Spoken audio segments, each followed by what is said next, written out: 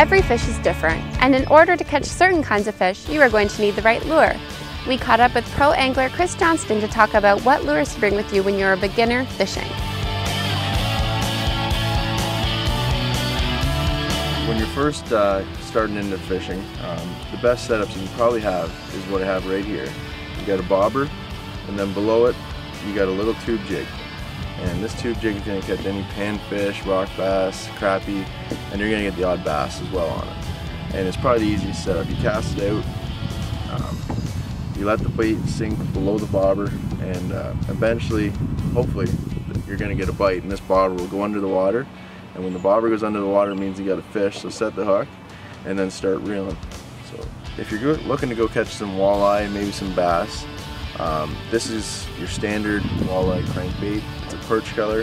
What you want to do with it is get out in about 8 to 10 feet of water, right where the weed edge stops, and start casting it as far away from the boat as you can and just slowly reeling it down that weed edge. And what you're going to end up getting is a reaction strike out of the walleye.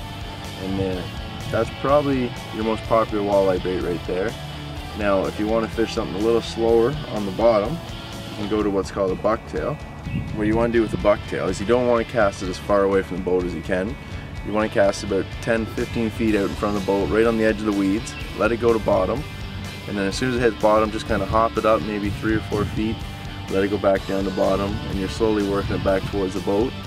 And when you get a bite, you usually know it because your line jumps, and you want to set the hook pretty good when you got a walleye because they got a tougher mouth, so you have to get a hook in it. Where if you want to catch a lot more bass and stuff, you have to get rid of the bobber, and then what you want to do, go to something called a Cinco. It's probably the most popular bass fishing bait there is on the market. And all it is a plain worm. There's nothing magical to it. You can use this in the same spot you're catching panfish, and I guarantee if you use this bait, you're going to catch some bass as well.